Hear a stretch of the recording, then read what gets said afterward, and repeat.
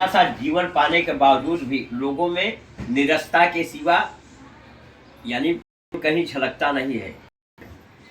अच्छा, प्रेम और प्रेमत्व में बहुत बड़ा अंतर है। जैसे आजकल ऐसे भी होता है, आप मिले, बोले हमें कितना चाहते हैं, अरे तो मुझे प्राणों से ज्यादा प्रिय है। वो मिले, उनसे भी कहा, 10-20 मिले, 10-20 से कहते गए प्राणों से ज्यादा प्रिय हो।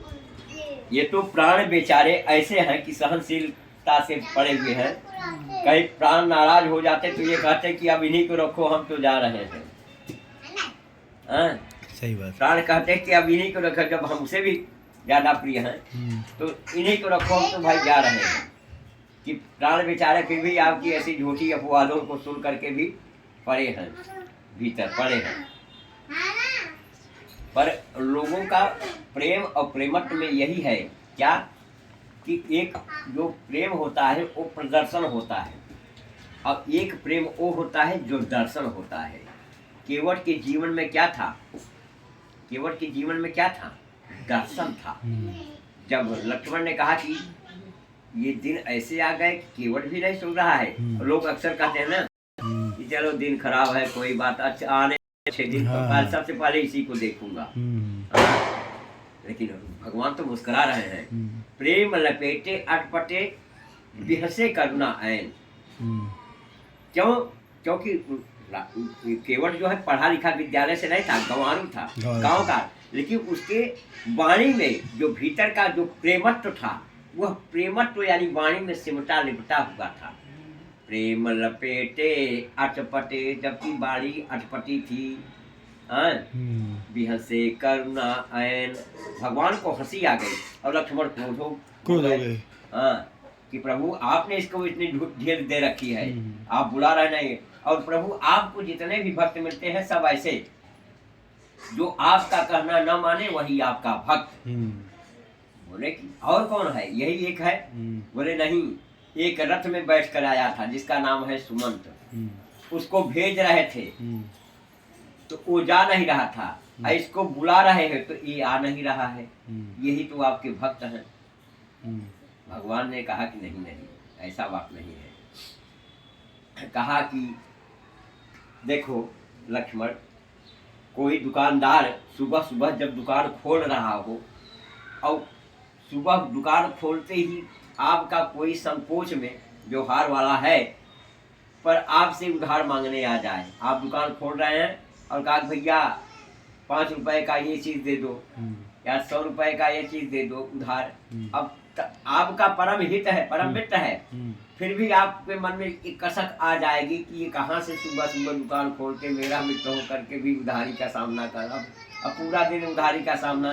तो कहा कि जिसका सगुन बिगड़ जाए तो उसको इसी प्रकार से भक्त मिलेंगे। तो बोले तुम्हारा क्या बिगड़ा? बोले मेरा भी यात्रा के समय सगुन बिगड़ गया। कहा कैसा? कहा कि माता और पिता के आदेश से वनवास हमको हुआ था, कि तापर बेस से उदासी 14 बरिस राम वनवासी। 14 बरस का वनवास हमको हुआ था, न किसी को सीता जी और न तो लक्ष्मण तुमको, पर तुम लोग कहना माने। जब तुम घर के ही नहीं कहना माने तो रास्ते में जितने मिलेंगे उतने ही ऐसे मिलेंगे, जिसको बुलाऊंगा वो आएगा नहीं, जिसको भेजूंगा वो जाएगा नहीं। हमारा तो यात्रा गया है। लक्ष्मण और सीता जी हंसने लगे तो बोले नहीं, ऐसी बात नहीं है, तुम नहीं रुके प्रेम के कारण, मेरे प्रति इतना प्रेम था इसलिए तुम नहीं रुके। सीता जी भी आई तो मेरे प्रेम के कारण आई, उसी प्रकार से ये केवट भी मेरे प्रेम के कारण जो है नाव लेकर के नहीं आ रहा है।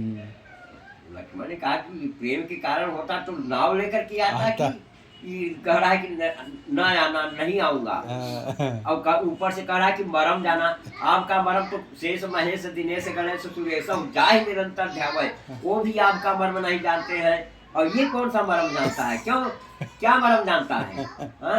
मैं आपके साथ में रह करके आपके मरम को नहीं जान सकता। लक्ष्मण साथ में है कि मरम नयह लक्ष्मण जाना, और जो कछु रचित जो कछु चरित कीन्ह प्रभु, जो कुछ चरित्र भगवान ने किया वह साथ में रहने वाले लक्ष्मण वह भी नहीं जान सके।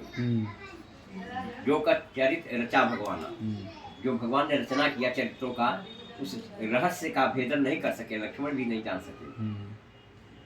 तो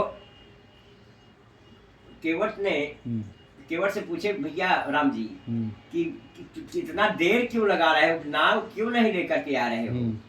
तो केवट ने बड़े विनम्र भाव से कहा कि प्रभु एक बात पूछूं सरकार, आप नाराज तो नहीं होंगे? और सरकार से नहीं पूछूंगा तो किससे पूछूं?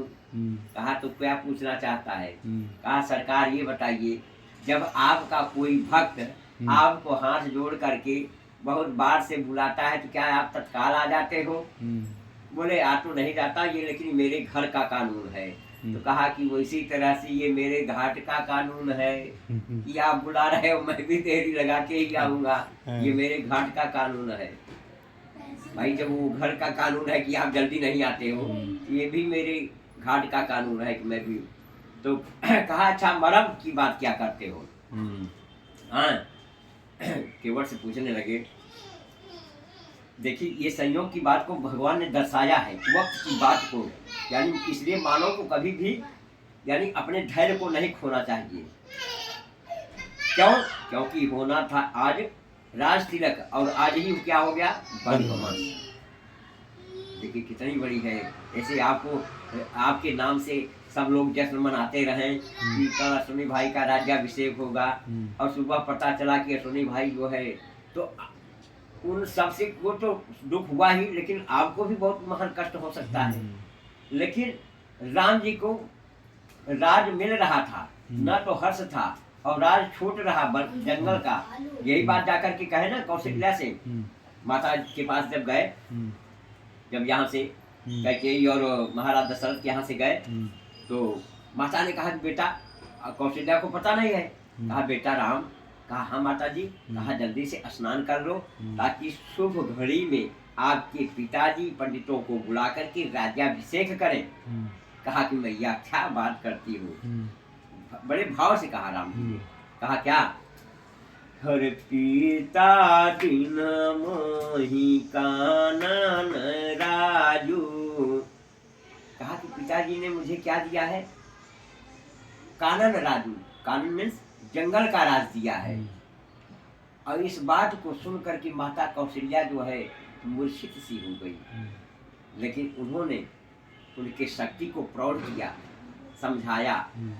क्या कहा? माता आप मूर्छित हो रही हो, अरे जो कोई पिता अपने बेटे को नहीं दे सकता है और वह पिता मुझे जंगल का राज दे दिया, ये तो मेरे भाग्य है कि आपने मुझे जैसे पुत्र को जन्म दिया है। कहा क्या? कहा सुनु जाननी सोई सुत बड़ भागी, जे पितु मातु बचन अनुरागी। माँ मैं बड़भागी हूँ। कैसे बेटा? क्योंकि आप माता और पिता की वचनों का पालन करने वाला जैसा आपने पुत्र प्रकट किया है, ऐसा बिरले किसी नसीबवान को मिलता है कि जो माता पिता की वचनों का पालन करे। ये माता पिता का नहीं बल्कि ये मेरा सौभाग्य कि मैं ऐसा आदर्श पुत्र आप दोनों के बीच में हूँ। जो आप कर रहे हो उसको मैं निर्वाह करने की यानी कोशिश कर रहा हूँ। हाँ इसीलिए तो वहाँ पर क्या लिखा कि गोरा घुबीर सरिस संसारा, और शील स्नेह, शील को भी रखा और स्नेह को भी रखा। शील स्नेह निवाहन हार, निर्वाह करने वाला राम जी के जैसा कौन हो सकता है। देखो शील और सत्य ये दोनों क्या हैं? अवगुण है कि सद्गुण है?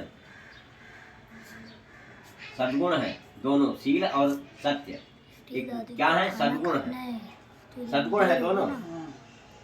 पर ये दोनों एक साथ नहीं रह सकते, ये दोनों एक साथ नहीं रह सकते। कैसे? जैसे मैं आपका प्रेमी हूँ और कहीं मैंने कुछ गलती काम किया है तो आप मेरे सील रख करके वो बात न कहें तो आपका क्या चला जाएगा, सत्य चला जाएगा। आप विचार करना, अगर वह बात नहीं है तो आपका सत्य जा रहा है, जबकि आपको सत्य कहना था। और यदि आपने सत्य कह रहे हैं मेरे प्रति तो आपका सील चला जाएगा। तो मैं यही कहूँगा कि देखो जरा सा आत्मनी भाई ने मेरा सील नहीं रखा, मेरा संकोच नहीं रखा। ये दोनों बताओ एक साथ हैं क्या? नहीं रहेंगे। उसी प्रकार से कभी कभी मैं ये देखता हूँ, मैं अपने अनुभव की बात बताता हूँ। अगर दो विद्वान हो, जैसे एक राजा था, दो विद्वानों को, प्रकांड विद्वानों को बुलवाया अपने सानिध्य में भोजन के लिए और उनसे कुछ उसी बहाने वार्तालाप करने के लिए। दो विद्वान आए, राजा ने बैठाया, हाव भाव से स्वागत किया, कहा कि क्रमशः बारी बारी से आप लोग स्नान कर लीजिए। तो एक जन को भेजा, एक जन गए।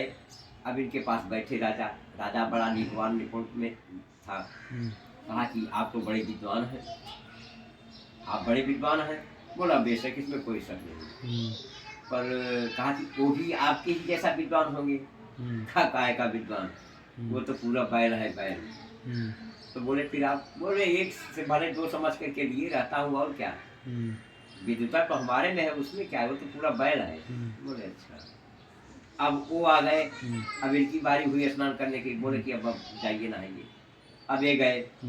अब इनसे राजा बात करने लगा कि बोले कि आपका तो हमने बहुत बड़ा नाम सुना है, आप बड़े विद्वान हैं। बोले हाँ ये तो है, मैं विद्वान हूँ। बोले फिर वो भी विद्वान हो गए आपकी तरह?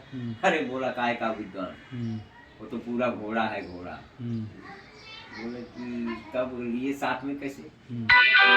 दो समझ करके लिए रहता हूँ, और क्या, बाकी वो विद्वान नहीं, वो तो पूरा घोड़ा है। अब वो भी आ गए स्नान करके, अब दोनों जन आ गए। अब राजा ने कहा चलो भोजन कर लो, भोजन तैयार है। अब दोनों बैठ गए, पत्तल दोनों के सामने रख दिए। तो एक के आगे भूसा रखा, दूसरे के आगे घास। दोनों देख करके ना आए, राजन क्या कर रहे हो, हम लोगों का बुला करके अपमान। बोले कि परिचय तो आप लोगों से ही मिला है, परिचय आप लोगों से ही मिला। आपने इनके लिए कहा कि वो पूरा घोड़ा है तो घोड़े के लिए घास, आपने इनके लिए कहा कि बैल है तो बैल के लिए भूसा। अब बताओ इसमें हमारी क्या गलती है? तो आजकल यह भी मैं देखता हूँ कि ऐसे ऐसे लोग आते हैं ना कि कहाँ से इनको गिराएं, कैसे कटा। हाँ वही चल रहा है। लेकिन मैं उसका बिल्कुल ध्यान नहीं रखता। मैं हकीकत नहीं, सही बात कोई केयर नहीं करता हूँ।